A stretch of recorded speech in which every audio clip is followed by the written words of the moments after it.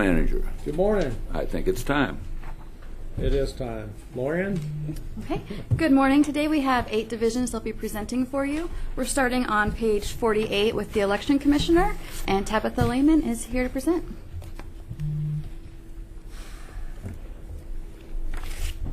Good morning, Madam Commissioner. Good morning, Commissioners. How are you today? Good. Let me find my, there we go. Find my presentation. Sorry about that.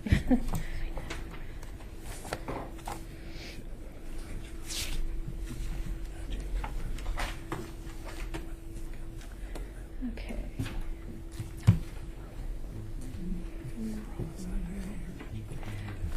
All right. How do I get it to just be slides? F5? Okay. Thank you. Somebody did it for me. Thank you. All right. Good morning. Sorry about that delay. All of this information is pretty much the same as it is every year. Our mission is to provide all eligible Sedgwick County citizens the opportunity to register and to vote and to participate in an informed manner in simple, accessible, and secure elections. We have 2 divisions that we'll cover in today's presentation. The first is the administrative side of the office, and the second is the election operations. On the administrative side of election practices, the purpose of it is the administration of election practices, seeking to create the highest level of efficiency possible within our office. We strive to provide quality public service. Currently, we're serving close to 300,000 registered voters, but we do serve all eligible residents of Sedgwick County. Elections are the foundation on which the United States government is built, which we all know. And services are delivered with a combination of our internal staff and then external poll workers and things like that. So we have different departments within these 2 different fund centers. We have voter registration, and the purpose of that is to maintain clean and accurate voter registration database as required by state and federal law. All voter registrations must be processed in a timely and accurate manner. We provide customer service and reception of the public. We seek to provide effective communication to the public regarding the services provided by the election office and Sedgwick County. Because we're the bottom floor of the historic courthouse, we have a lot of walk-through. Not a lot, it's getting better, but we see walk-through traffic that may be for this courthouse, for City Hall, or we actually get quite a bit that comes through that's actually for the federal courthouse. We have to redirect people. Then we have special projects. These are continued district boundary verifications. Before every election cycle, we actually go through house by house and verify that all of the districts that are going to be on that person's ballot are accurately assigned within our voter registration database. This is an important project. If you've ever tracked what happens in other states, there's controversy still going on in the state of Virginia because there's very, very close house races, and they had multiple people assigned to the wrong districts, and so people were given the wrong ballots on election day. So this is an important part of what we do between elections to make sure our rolls are clean and that people are assigned correctly. We do petition verification, some voter educational outreach, and then continually researching new technologies. And right now, one of those big things is staying up to date on cybersecurity threats. So you see on our administrative side that our revised numbers for 2018 was 749,218, and our requested for 19 is 818,332. And you see that breakdown here on the next slide. On our elections operation, our mission is the same as our overall mission. Our elections operations consists of the logistical branch of the election administration. So logistical coordination of all polling locations, equipment, supplies, and personnel to conduct safe and accurate elections. We serve all Sedgwick County voters. Elections, again, are the foundation, and we do that with a combination of internal and external staff. Our election boards, these are the appointment of bipartisan election boards to facilitate the accurate and efficient tallying of votes cast and to serve the public in a nonpartisan manner. Our polling place category is the acquisition of sufficient ADA accessible polling locations throughout Sedgwick County to accommodate the expected voter turnout for each election. And then advance voting by mail, relieve pressure on election day polling sites, and provide more convenient voting options for Sedgwick County voters. For the 2019 budget, really on our advance voting option, the only thing we will be doing is when people request a ballot, sending it. We don't have any kind of extra programs in the city school elections that we promote. Just to clarify that. Early in-person voting is this kind of the same thing, is to relieve pressure for election day polling sites, which won't be tremendous this time around, so we don't have a really aggressive early voting program for the city school elections, and to provide more convenient voting options for Sedgwick County voters. We have our candidate services. This is we strive to effectively communicate with current and prospective candidates for public office, providing election statistics and voter data upon request. Our equipment maintenance, which is to complete preventative maintenance and election-specific testing to ensure the accuracy of all voting equipment and to maintain state and federal certification of the voting equipment. So you will see that that's where the election operations is where our significant decrease will occur for the next year, because we will have city school on the ballot and not gubernatorial. This is going to be, Wichita Mayor will be on the ballot, so we anticipate and budgeted for a citywide primary. And obviously then we will have a county-wide general. And our breakdown is on the next page over. We do anticipate that the governor will soon sign post-election audit legislation into law. We are very excited about that. That's been, I think, 3 years in the works, and very excited to have that happen. That was not specifically budgeted for in this, but we have enough wiggle room that I don't anticipate that's going to cost enough that it will cause us any issues staying within these target numbers. But we don't have the rules under which we will be conducting that yet. That's not been fleshed out. So we do have one decision package. This is regarding security enhancements for our buildings. The rationale is that the U.S. Department of Homeland Security has deemed election equipment as part of the nation's critical infrastructure. So in working with the Sheriff's Office, the Manager's Office, the Finance Department, and Courthouse Police, there were some recommendations made, and this dollar amount was prepared by the Manager's Office for some improvements to be made to our facilities to increase security. So you'll see that is $35,000. So that is our total department summary, and if anyone has any questions, I'm happy to answer them. Thank you. Questions for the Commissioner? Commissioner Howell. Thank you, Mr. Chairman. Just last thing you said there, this has been an item of discussion for a while about security. Does this completely satisfy the Homeland Security's pressure on us? There's been we didn't know a lot of things going on, so right. This checking that box, we're done thinking about this now? I'm going to be honest with you. The recommendations, I have not seen the final recommendations that the manager's staff put together, so I'm going to defer any questions on that to the manager, because I don't know exactly what all this is covering, and so I don't feel like I can answer that. I apologize. Okay. I guess I'd like to have that clarified at some point so we know if we've met the need or not. Obviously, this is a 2019 budget request, and so I'm still thinking about your staff meeting that you presented to us a few weeks ago. I have a couple questions. Because this is a city school, you're not going to reduce poll sites on this election. You're going to keep them the same as you did for the gubernatorial. Correct, and actually, because we were given a base target number by finance to meet, and we were actually able to add another 10 polling locations and stay within that base target. So we would have whatever we have right now with this budget and be able to add 10 more. So if we don't add any more this year, this would mean we add 10 next year, or we pay for what we've added this year in this budget request, if that makes sense. No. Okay, all right, let me rephrase. Okay, so right now, as it stands right now, what we have budget authority to do for this year, we will have 74 polling locations. If the decision is made to add more polling locations, we should be able to cover that in this base request for next year, because we were given a base number and we were able to crunch those numbers and fit additional polling locations in without having to present you with a decision package. Let me ask you the question differently. So in the past, let's say, back when Bill Gale was commissioner, we had over 200 poll sites at that time. When we did a city school election, did we reduce our poll sites for the city school, or we just kept all the same poll sites regardless of what election we ran? When Bill Gale was commissioner, I believe he reduced the polling locations like his second year in office, so I don't know what was done prior to that. Once the polling places were reduced, the polling places stay the same as long as they agree to be there from city school to even-yeared. Okay. So we would not be fluctuating. We ought to research that and find out the answer, going backwards, and find out whether we have a history of reducing poll sites in a city school election versus a gubernatorial or presidential election? I can do that. My guess is we don't, because it would be confusing It to would the be public. and mailing something out to the voters would cost about as much as having the polling place open. Right. Because you have So- to mail it for the election you closed it, and then mail it again for the election you opened it back up. So once again, I get back to the same thing. I don't care if it's a gubernatorial or a city school or presidential. I think we need to get to 100 poll sites. I don't know why we're not making that a goal here. And then with respect to the tabulator comment we had at the staff meeting, if we have tabulators for 100 poll sites, we're only going to have 73, 74. For those that have a longer waiting time that we're anticipating based on the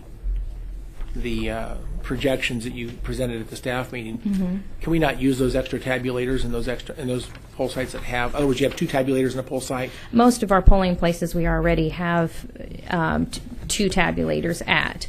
And so the polling places that I presented to you that I felt needed to either be moved or expanded were because we could not fit more equipment into the polling place itself. And that's why we needed to divide that. Either we could not fit more equipment, or we could not, the parking could not handle that many people coming and going throughout the day. So we went every single polling place and looked at how we pulled up our site drawings, we pulled up pictures of the inside, where are all of our outlets, how many can we plug in, where are we going to overload? You know, we have some that we can do. We have one polling place that one wall of outlets doesn't work, so we can't utilize that for our voting What I'm machines. asking is, are we going to have tabulators in the warehouse on the day of the election? For the big ones, no. We will for the city school, but not for the big ones, because we will deploy. We will have a couple of extras in case one needs to be replaced, but we will not have a surplus sitting in during a gubernatorial or presidential election. I might be But going- that will not change whether we add polling places or not, because we will scale how many tabulators we send each polling site, if that answers your question. I might be the only commissioner that feels this way, but I really think we need to. I strongly feel that we need to make a goal to get to 100 poll sites as soon as possible. Now, I understand. As you're going to 73, 74, you're doing some reassignments of things like that. And if you were to go to 100, some of that work you're doing now some of that work you're doing right now to get to 73, 74 might have to be rethought. Might have to be reconsidered again, because it may overlap some of the areas you're trying to adjust already. So I'm concerned about doing this, the step to 73 or 74 poll sites, and then later on trying to get to 100. It's going to be a kind of repeat some of the same thinking. And if the problem is we don't have enough staff to find poll sites, or we don't have enough, you're having trouble finding the places that will allow for an election, I would encourage our staff, maybe manager staff, or you guys to work together to ask for help and let us help get to that goal. I think getting to 100 poll sites will, in fact, reduce the lines. You even said that Well, before. I agree, And I think that that's yes. a goal we ought to have. We paid for the equipment. We ought to get that done as soon as possible. So I'm concerned that we're only going to have 73, 74 in a gubernatorial election. I don't know if we're going to revisit this until the presidential then. So I just think will it's, express, and I think I expressed this during the staff meeting, but part of our issue at this point is every time we add a polling location, we have to add supply tubs for those, and we are maxed out in space both in our office and in our warehouse for those supply tubs. So if we just keep adding polling places, we have to have some place to put those supplies within our space. So that is a challenge that we create some have. space in the historic courthouse here, so maybe that would help with that a little bit. That'll happen soon, I think. And then I'm glad to hear you say that the post-election audit won't cost much, or at least we don't think it will. Right. based Again, on we don't have the original rules guidance. yet. But I do know when I testified for that in Topeka, that was one of the concerns. And the room was aghast when I said I don't think it's going to cost a lot. Well, I know it's not going to be necessarily an easy task necessarily, but I don't think it's going to be a huge expense. Well, I would, and it's going to depend upon the election. For 2019, it's going to be significantly less than it will be presidential, because it's going to be scalable. I do know that the law specifies that we cannot do the post-election office with our audit with our staff. We have to hire outside people in to do that. But again, what I was expressing with this is that I believe we have enough room in this budget request to cover that for this budget cycle.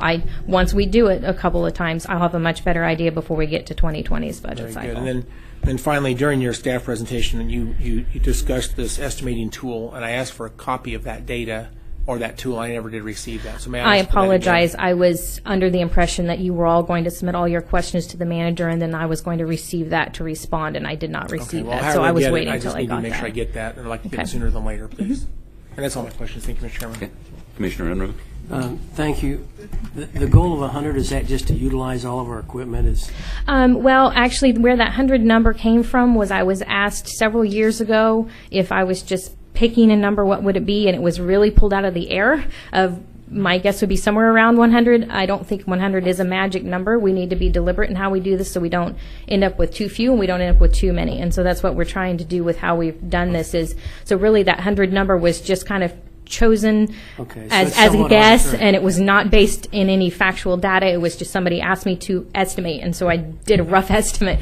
But we want, obviously, our goal is to get to where we have enough polling locations, but and I know I brought this up in the staff meeting as well, but I've worked elections where significant changes have all occurred, and it is very difficult for voters to handle that many changes and election workers. So I was trying to be deliberate in how we did this, so we added the right number of polling places, because once we add one, it's very difficult to take it back away. And so the 100 number is an arbitrary number. It really is. So Second question is, if we go to 73, that's an increase of 10. Is that right? Correct, and that was what was budgeted for this year. Third question then is, what are we going to do for $35,000? I mean, that doesn't... I'm sorry, what? The $35,000 for the improved security? That would be a question that needs to be, and I don't know how much I'm supposed to speak to that, and that would be a question to the manager's office. Just kind of plug, I mean, what do you buy for $35,000? Well, on the issue of facility, in her current location in the courthouse, she has a number of security concerns. So the Sheriff's Department, along with Daryl Haynes, went over and just did a 360 assessment of that building and all of her space over there. And we met a week or two ago and created a laundry list of security issues, everything from alarming that building to putting some cameras in to fixing some door locks, and not just that facility, but her facility down in Stillwell while she's storing the machines. So we're in the process of creating this comprehensive report on if she stays in those locations, what kind of security measures do we need to take into account. And then the other option is to look at just building her a facility on the Stillwell campus close to her machines. And it'll be a policy decision for you guys when we give you the comprehensive report. All right, thanks. That clears it up. Now, there's also Lorian and Lindsay's staff is working with Tabitha's office on, when she brought to the staff meeting a couple of weeks ago, there were many questions that the commissioners had asked. Lorian has sat down with the elections office, and they're getting that data from the elections office. But we'll continue that analysis and then get back to you at a reasonable time at a staff meeting, and we can talk through all that again. Okay, thank you. Thank you. Commissioner Howell? Just as a follow-up, just to clarify, we did buy equipment, though, to provide. We have enough equipment to do 100 poll sites. We did invest in that, correct? Yes, and when we did that equipment, we actually did it more based on the number of registered voters and how long it would take them to vote than we did polling places per se. But I absolutely believe we have enough to hit 100 if that's the right number. So just as I continue to think about that previous presentation, any place where we have an excessive weight projected, those are areas we need to work very diligently to find another poll site, either larger to replace that one or to relieve some pressure from that one, so that can't happen. That's an urgent issue, and I don't want to see that happen in this gubernatorial election. Right. That we have any excessive wait times like the 8 hours that was projected in that one. That is absolutely unacceptable. So we need to deal with that one specifically, either find a better site or relieve some pressure by moving some voters to a different site or something. I'm concerned about that, and I think our goal is we have the equipment. Our goal is to find the logistics to make that happen so we don't have that type of situation develop. And I absolutely agree with you, and that is exactly why I brought this information to your attention. Okay. And that specific polling location, we have actually already procured a better location and are going to go ahead and move it no matter what other decisions are made, because it's in the best interest of the voters no matter what. Well, the problem is that's a talking point now that's in the community, and I want people to realize we are committed. You're committed. I'm backing you up. I hope you hear that. We're committed to not letting that type of a situation be acceptable to anybody. That we're not okay with that. I'm not okay with that. Right, and I hope I was clear in my presentation and in what I said that all of those numbers are worst case scenario, but in my seat I have to plan for worst case scenario, and so I felt like I had to, if I don't come to you and bring that information to you and you make policy decisions and then something goes wrong and I did not present you with that information, you did not have all the information in front of you to make a good policy decision. So I was seeking to give you as best information as I could for those decisions. Okay, thank you. Thank you. I guess I'm the last one to ask questions. I noticed their election operations is going down about $200,000. Now, I think that's a good thing, but is it really a good thing? During the staff meeting, and I know we're talking about 2019 budget rather than 28, but it looked like you were going to need additional poll workers and a lot of additional things in order to be able to increase the number of polling places. Is this realistic that we're going to go down $200,000 in election operations? The bulk of the change in election operations is, yes, poll workers. We're not anticipating anywhere near 60% voter turnout for next year. Also, when we created this budget, it was not necessarily with having 100 polling locations or something like that, but it was with having sufficient polling locations. It would have been closer to 80 polling locations for this budget that we presented. We do not need as many board workers because we're not going to have as high as turnout. A lot of our operation expenses are also ballot stock, things, I voted stickers, things like that, the scale is significantly less. Okay. And so we are very comfortable with the base budget numbers that we were given by the county manager's office and staff, and we don't have concerns about this number fitting our needs for next year. Okay. If that that answers your question. I don't want to keep beating this one single horse that we've been beating pretty hard on 100 poll sites, but if we did deploy 100, do you have spares, backups, even at that, in case something went down someplace at a critical polling location? It would, the amount of backups we would have would be significantly reduced, but again, I'll just keep saying that 100 number is pretty arbitrary, and we need to be deliberate. And you know, as Commissioner Howell mentioned, he has concerns about if we do this part of town and then we need to add polling places later, what are we going to do? We are seeking to be, with the 10 polling places we added, and even with these, we are looking at that long term. When we add a polling place, is this going to fit in a presidential election and not just here?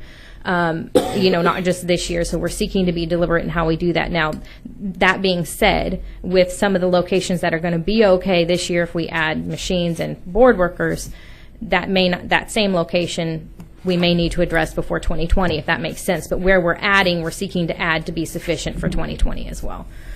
Okay, sounds good. All right. I don't see any further questions. Thank you. I appreciate your briefing today. Thank you. Okay, Commissioner, the next presentation is from the Appraiser's Office. We'll be on page 96 of your binder. And Mr. Borchert, I'll turn over to him whenever he's ready. Morning, Mike. Morning.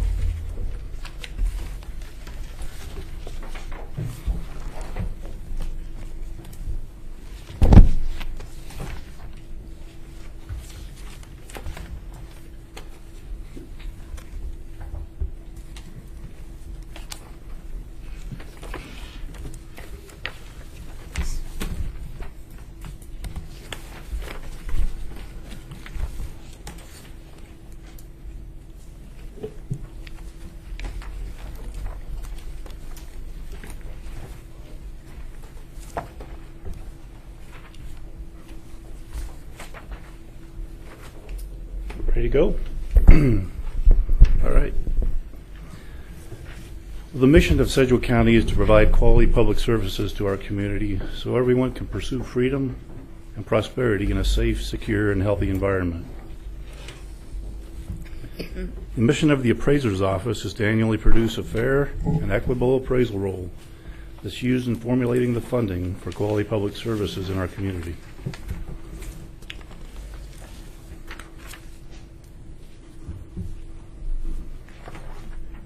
Mass appraisal assignments in Kansas fall under the responsibility of county government.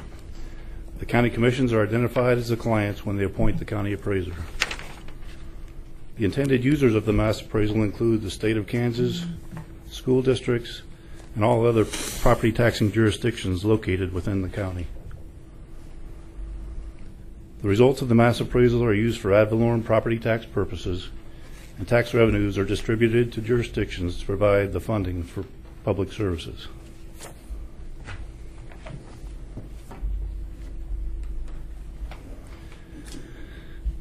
The appraiser's office manages around a $37 billion appraisal roll. Our goals are to annually provide accurate real estate and personal property appraisals for all Sedgwick County property. That includes over 221,000 parcels of real estate and over 33,000 personal property accounts. And to provide quality customer service and current information to the public on assessment data and procedures. The appraiser's office website averages over 10,000 visits per month.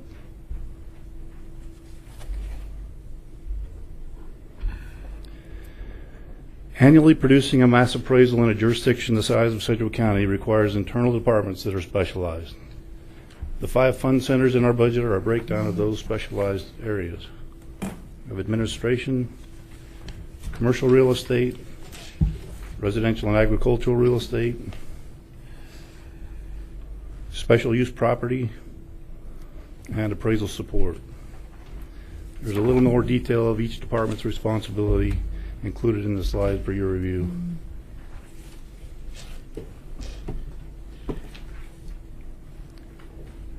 In 2017, the State of Kansas Division of Property Valuation commended the appraiser's office for successfully achieving substantial compliance, which includes the timely certification of the appraisal roll to the clerk's office.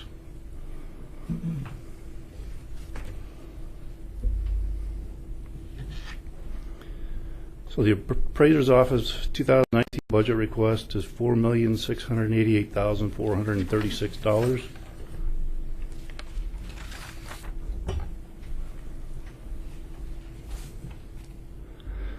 $93% of our budget is personnel.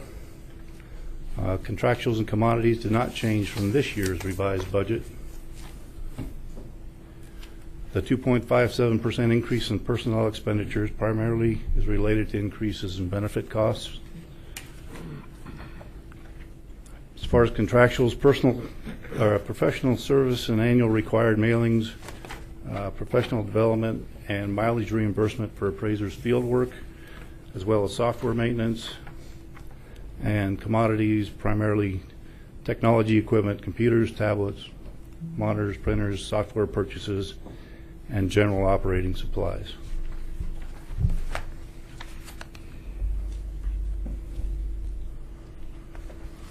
Our office has worked very hard to maximize efficiencies in our processes. This chart shows a comparison of parcels per employee in some of the larger Kansas counties.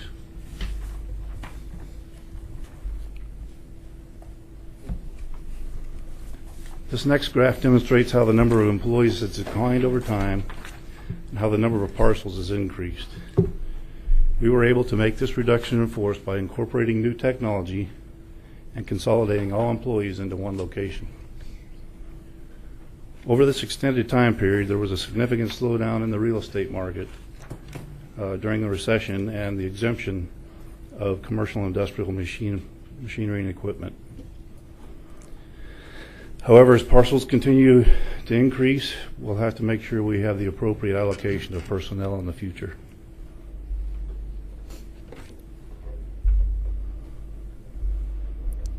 The county manager asked divisions that budget requests remain flat for 2019.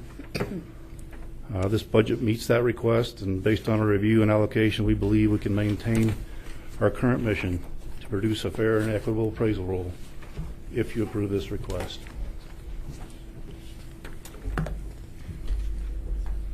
I'd like to give a quick thanks to Nancy Delgado, who is our office manager, and our budget analyst Todd for helping prepare this. I'll be happy to answer any questions you may have. Thank you. Questions from Mr. Borcher? Commissioner Howell? Thank you, Mr. Chairman. So I was just curious, now that you're in your new building, how's the space working out for you there? It's working out very well. We just had 4,000 informal appeals and completed those timely and without any concerns from property owners, so it's working out very well. Do you collect comments from your people that visit your office? No, we don't. You don't? Okay. Might be a good idea to do that, but I'm curious about the parking situation over there. Do you have anybody talk about parking? We didn't have any concerns. We kind of managed the appeals around some of the larger meetings that were going on during the weeks and months, so that we didn't have too much conflict at all. And if you ever need to add staff, do you have room in your office to add staff if that was ever necessary? We have a few Spaces spots. left? Okay, Yeah. good. I noticed your budget's about 110,000 more, but you have the same FTE count.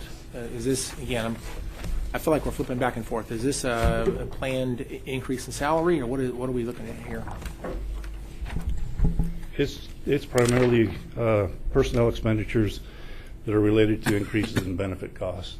Oh, okay. So again, I'm seeing some, I feel like it's inconsistent from presentation to presentation, so I'm not sure if that's being, am I misunderstanding that?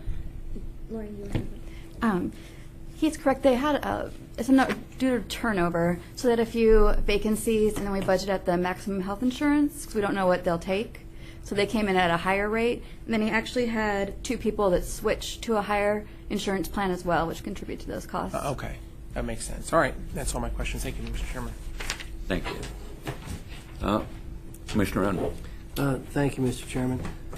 Mike, I'm concerned about the number of parcels per employee relative to some of the other counties.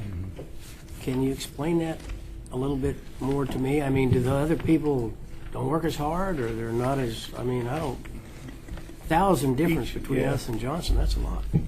Each of the jurisdictions is a little bit different as far as the stock of housing that exists. And Sedgwick County has a lot of older, more like row housing. That's very similar in features, and the data is pretty easy to collect over time. Okay. That's part of it. We rely heavily on technology too, as far as verifying property characteristic information. Okay, well, that's helpful. Thank you. I guess as we're looking towards the future, one of the things that concerns me on one of your charts is from 2006, and that's the furthest your chart went back, until 2008 when we went through kind of a depression. The number of parcels increased dramatically. After 2008, it kind of tapered off, but that's because the economy wasn't there. But our economy is turning around right now. And I would expect to see another large increase in your workload coming up as a result of the economy getting better. I guess that brings me to the second line on your chart. Your number of personnel keeps going down. If the economy turns around and we continue to go through the platting process and adding more parcels and so forth, are we going to need to do some adjustments? We're either going to need to review the way we've allocated our current personnel, or add. So the number of new homes is not nearly at the same rate as it was back in 2006. It's about half what it was back then. So until we see that spike again, I think we'll be able to maintain with our current personnel. Okay. But I know when I served on the MAPC, you could definitely tell when 2008 hit because our workload drastically decreased on zoning and platting after the downturn.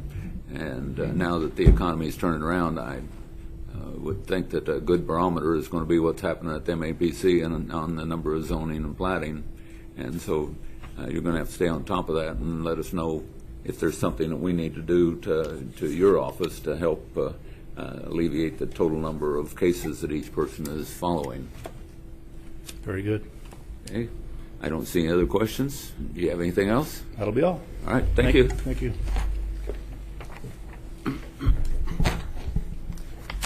Our next presentation will be from Information Technology and Support Services. It's on page 121 of your binders, and Wes Ellington is here to present.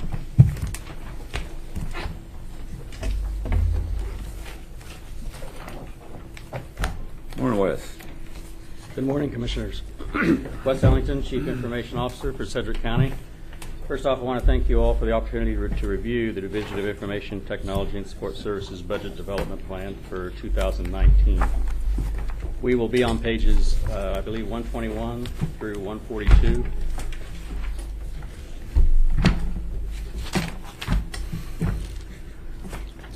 ITS's mission statement is to provide the highest quality technology and support-based services in the most cost-effective manner, while exceeding expectations in customer service and fully supporting the organization's mission of providing quality public services to our community. We do this through 6 programming areas consisting of the Director's Office, Business Solutions Group, Enterprise Resource Planning, or ERP, IT Infrastructure, Geographic Information Services, and Central Services. These combined programs contain a total of 95 FTEs, which make up the ITSS division. First program to discuss is the Director's Office, which is involved with providing support to the 95 FTEs. This program manages 16 cost centers, advises and reviews contracts for ITSS, as well as manages the processing of all orders for ITSS. This program contains 3 FTEs, all are internal staff. Requested amount for 2019 is $314,655 for an increase of 1.23%. The next slide shows the categories within that fund center.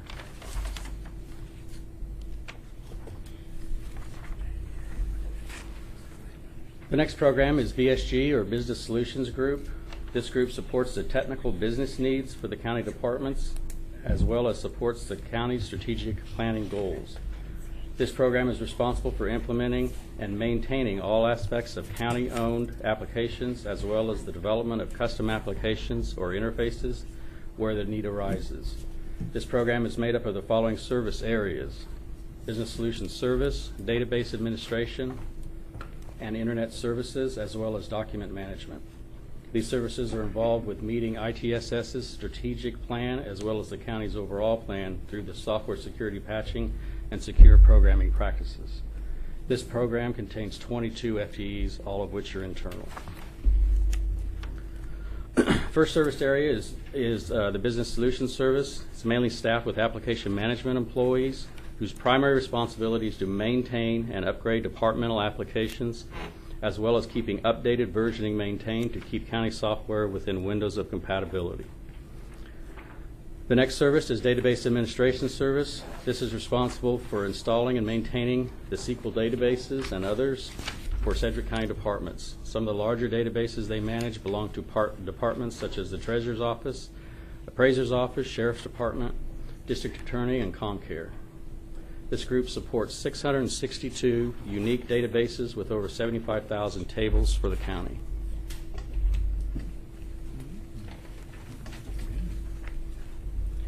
Next service is Internet Services.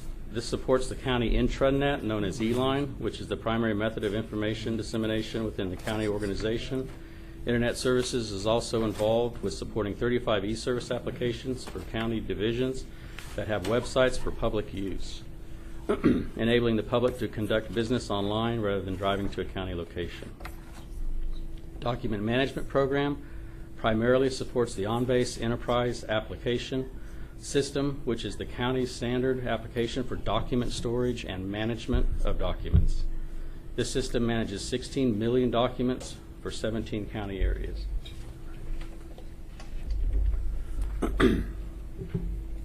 Budget request for 2019 for this program is $2,726,258 for a decrease overall of 11.09%.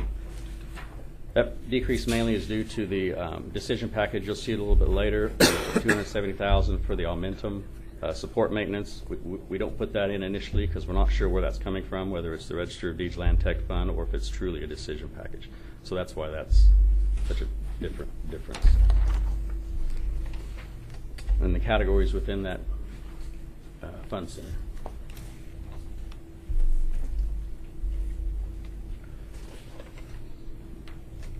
Next program area is the ERP group, or Enterprise Resource Planning. This is responsible for maintaining the large ERP landscape for finance and human resources. Their main goal is to improve governmental transactions and decision-making through business process engineering, business analytics, and innovative application of ERP technology. This program area contains 12 FTEs, all are internal. The ERP service is key to ensuring the large landscape of applications is patched and upgraded to keep systems supported within the windows of compatibility and other interfacing systems. This program area supports 34 servers running 42 systems for the county, specifically for finance and human resources. This service is also heavily involved with building the KPI dashboards for the strategic plan for the county. This service supports strategic goals up the chain, but specifically will target uptime initiatives as well as security patching and upgrades on the applications and databases within the ERP systems. This group, in one way or another, supports all the county employees as well as citizens of Sedgwick County. Requested amount for 2019 is $2,282,217 for a decrease of 0.31% overall.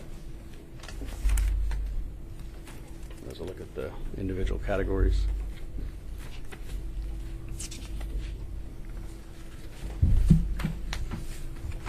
Next program area is IT infrastructure.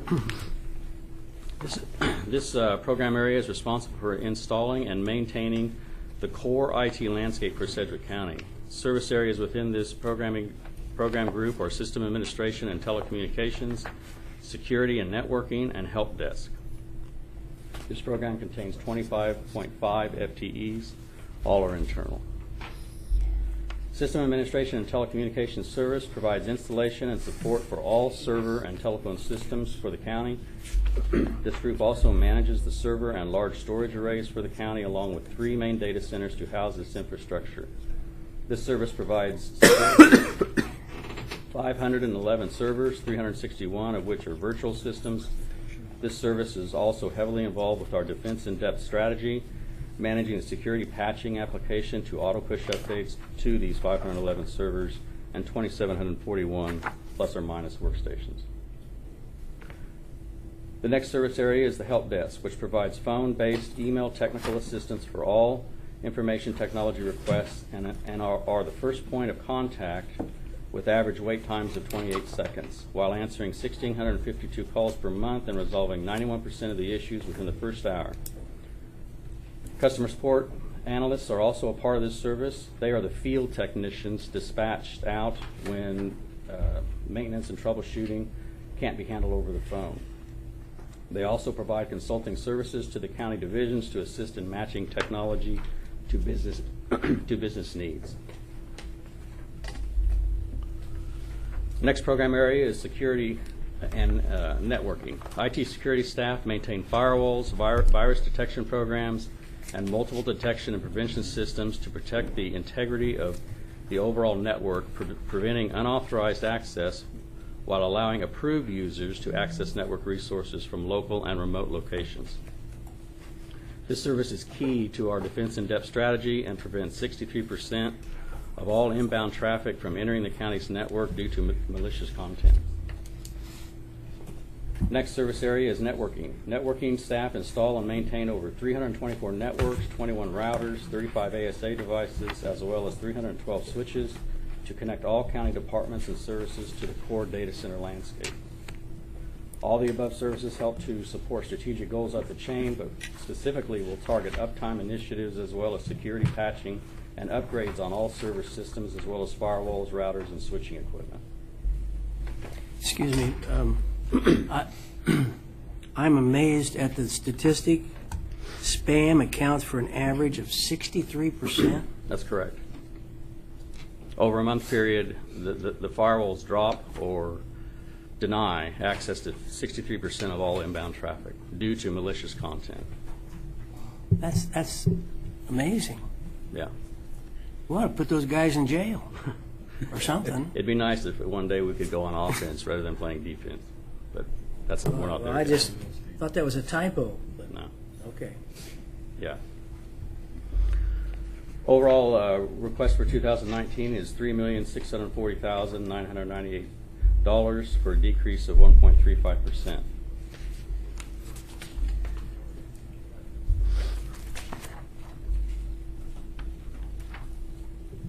Next program area is GIS, which provides mapping and analysis services to county staff and the citizens of Sedgwick County. This program uses layered information as a base to accurately register and compile geographic features to aerial photos. This program manages 221,827 parcels and receives an average of 466 website visits a day, and is key to providing mapping data to the Appraiser's Office, County Clerk, Register of Deeds, Sheriff, EMS, MABCD, and 911 divisions, and the general public. This program contains 10 FTEs, all of which are internal. Requested amount for this program for 2019 is $928,899. And the categories within that fund. Next program area is Central Services. Central Services provides a variety of technical, non-technical, specialized support services like interoffice mail delivery, printing, design layout, and centralized call center support for the citizens of Sedgwick County. This program contains 4 service areas consisting of the print shop, records management, call centers, and mail room. This program supports strategic goals within ITSS as well as the county's overall strategic plan with regards to a 1.5-day turnaround for all printing requests. This program contains 22.5 FTEs, all of which are internal. The printing service is responsible for 320,000 pages being printed monthly, with an 80% completed within 1 workday. This service supports printing for the tax system, EMS, health, elections, and ComCare billing.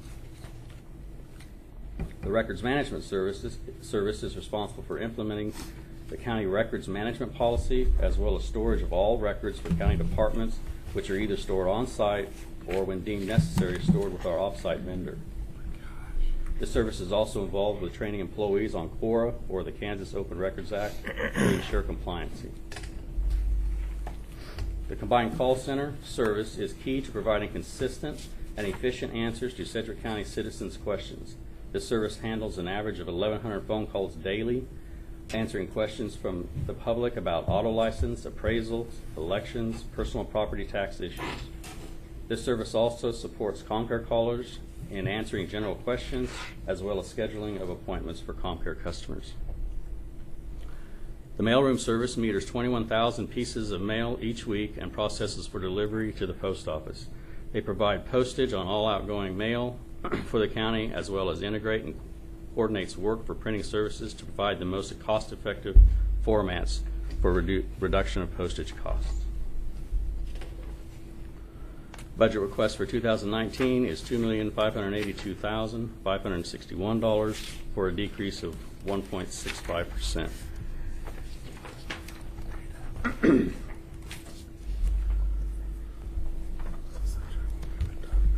So now we get to the decision packages. Well, I have 4 decision packages for consideration. First one is the web application firewall hardware refresh. These existing firewalls devices are end of life coming up next year. If not replaced, ITSS will be unable to maintain current security measures for protecting county data and will therefore increase the county's liability for cyber breaches. Replacing this equipment with new support devices will enable ITS to maintain current protection levels defined by our strategic plan. The requested amount for this one is $230,350, and this would be a one-time cost for the equipment. And these are also in order of priority. Yeah, sorry. The second decision package is the Next Gen AV Endpoint Detection and Response. This request is to increase our capabilities within our endpoint protection layer. As malware becomes increasingly more complex, this technology will increase our awareness and reaction times to quickly isolate threats within our network. Upgrading this technology with this new version will enable ITSS to maintain current protection levels defined by our strategic plan. This would be a reoccurring additional cost of $80,000 on top of the current $40,000 that we're currently paying. So it would be a total of $120,000 each year. Third decision package is the tax system augmentum maintenance. This request is for funding to cover software maintenance fees for the county's tax system. This is a yearly request to ensure the county's tax system is up to date with latest patches as well as enhancements. This funding will allow ITSS to maintain current function and security measures defined in our strategic plan. The request each year is for $270,000. Typically, the Register of Deeds and will provide the funding through their Land Tech Fund. But if that is not available, we request budget authority through a decision package to cover those costs. Fourth decision package is the SAP ECC upgrade test system. This decision package is for funding to acquire a test SAP Business by Design system for a 3-year period, $31,800 per year. This is for 2 years. $31,800 per year for 2 years. This is in preparation for the overall ECC SAP upgrade scheduled for 2021. By having a test system available, county stakeholders will be able to train and work through current business processes to confirm a viable solution. ITSS was able to cover the first year, but will need funding for years 2 and 3. And again, the request per year is $31,800 for 2 years. So the summary of all the decision packages is $612,150. Overall 2019 request is $12,475,588 for an overall decrease of 3.58%. And I'd be happy to take any questions. Thank you, Wes. Commissioner Howell. Thank you, Mr. Chairman. I might surprise you. I don't really have any questions. But I do think you did a great job, and this is a very important part of our county. I want to say thank you for what you do, and very impressed. Great 35-page PowerPoint, and performance measures are fantastic. My only question really isn't really much of a question, but the $612,000 request, is that rolled into the summary on page 34, or is that in addition to the page? It's in addition to. In addition to, okay. Anyway, so thank you for doing a good job. I don't have any other questions. Thank you, Chairman. Thank you. I appreciate that. Thank you. Commissioner Unruh. Yeah, I want to compliment you on your presentation also. 35 pages. When you handed this out, Commissioner Ranzau had an anxiety attack. And you did great. He's better now. Okay. Glad to hear that. I guess I just have one question. You're responsible for a huge area, and it cuts across every single department that we have. But I see different things going into other departments that I don't know if are included in your total. Somehow, I was just wondering how much our total IT budget really is for the county, because there are different servers and different things that go into departments that really aren't in your budget, but you're going to be responsible for eventually. Mm-hmm. Do we have any idea what our total, that $12.5 million really isn't everything we spend on IT? I don't have a number, but it wouldn't be very hard to come up with. We're very aware of what the other departments are requesting. Typically, the paradigm, if you will, if it's departmental specific, it's in their funding budget. If it's more of an enterprise type solution that serves all departments, ITSS picks it up and runs it for the county. But if it's specific to a department, in other words, siloed, it's typically in their budget. Yeah. But we could come up with a total number. Well, I understand that. I just thought it would be interesting. I don't know that it's really something that's critical, but I think we'd be surprised at how much the total IT budget is for Sedgwick County. One thing also, if you remember the first day of the workshops, I talked about going to a different type of process that looks at personnel, software applications, and in relation to technology, and developing a whole technology improvement process, if you will, kind of like the CIP, and that will, as that develops, actually do a better job of getting our arms around the entire organizational needs and understanding of what that is. So that will be implemented for the 2019 budget. Okay. Well, I don't see any other questions. Thanks, Wes. Appreciate it. Thank you. Commissioners, next we do have time scheduled for a short break until about 10:10. But the next one's the county manager's budget, and I can brief mine in about a nanosecond if you want to wait. Well, why don't we do the county manager's budget then and then take a break?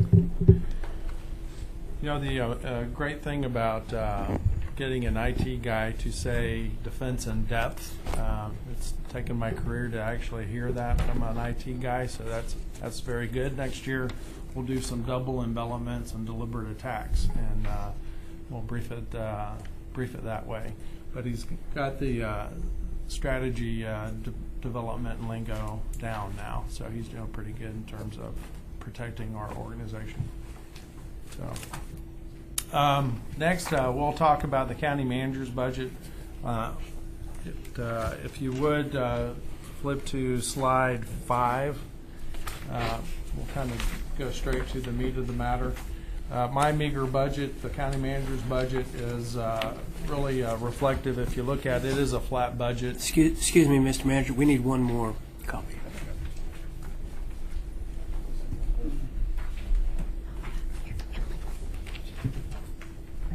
No, Thank you. oh, you don't need one more. Never mind. One hurt. I guess I was sandbagging. It's so small, it's hard to find. But if you go to look at slide 5, you'll see it's predominantly a flat budget. And a little bit of an increase, but this will be accounted for in the next couple of slides. Slide 6, if you'll notice under contractuals, we went into the 2018 and the adopted budget. It was $80,000, but it's reflective right here of $50,000 because we did move $30,000 out of it and put it into the strategic communications contractuals, and because of the search for the county manager or the corporate communications manager and changing that to the director of strategic communications. We had to use Carol Scaff, if you remember, so we pulled that out and we allocated that to the strategic communications to be able to support that function. But so what I'm proposing here and what you see in the 2019 request is just putting it back to where it was before. And that's really the kind of the biggest change that you'll see on that slide. Next slide. A little bit more about strategic communications. Next slide.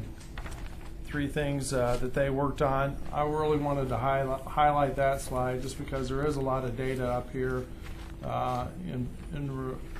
that covers what they have been working on in terms of internal communications, what they put out in the public information realm, including their media relations.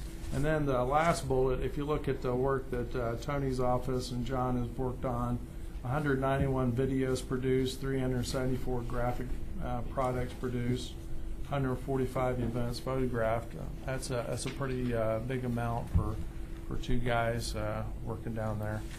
Also, it also reflects a little bit of the new communications intern that we brought in, Emily. Now she's working in social communication. She is a great photographer. She also picks up a lot of those events too for us. If you look at the budget again on slide 9, you'll see the revised and the requested with the 7% decrease. In terms of what that looks like, still for us, that's a flat budget. When you get the benefits personnel back in there, it'll be predominantly a flat budget for 2019. Next slide.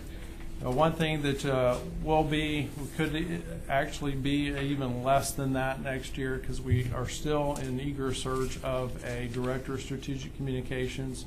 Depending on who we get in there, could allow us to actually go and get rid of one of our PIO slots, and therefore I could even increase that even more based off if we get a quality director of strategic communications in there.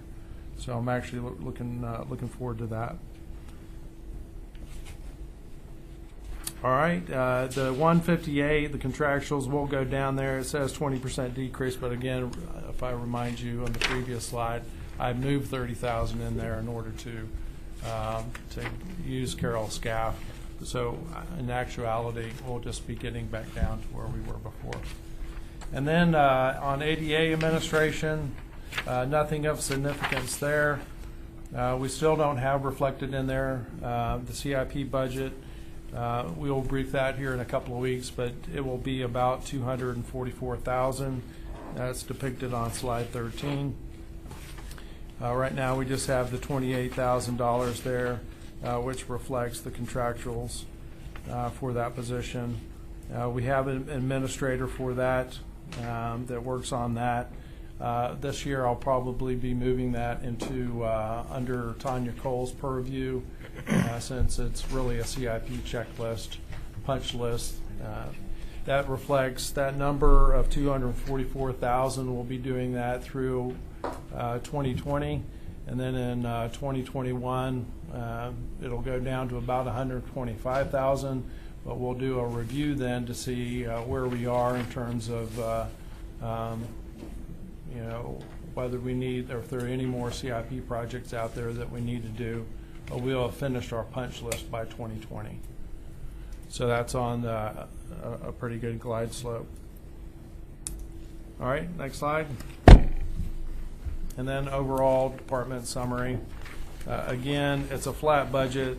If you consider we're going to put the $216,000 back in there for the CIP, and the adjustments we have for the strategic communications to get us back to where we were in the 2018 adopted budget. But predominantly, it's a flat budget. Questions for the manager, Commissioner Howell. Thank you, Mr. Chairman. Just a quick question. So on slide 8, you've got some great performance measures, but I'm curious, what's the time frame that correlates to those numbers? Where are we? Is this Oh, that's over the 2017 year. That's the 2017 yes, year, okay. The annual data. Okay. And then one other question I have is, I guess I'd like to see some type of a report that maybe reminds us of what are the ADA items that are left to be done. I'd just like to see a summary of that list of projects that are either potentially would be CIP funded this year, but what's out there that we don't even know about. I'd like to see that list at some point. And we can produce that in the CIP workshop. Sure. Thank you very much. That's all I have. Thank you, Mr. Chairman. Thank you. Other questions? Seeing none, time for time out. Thank you.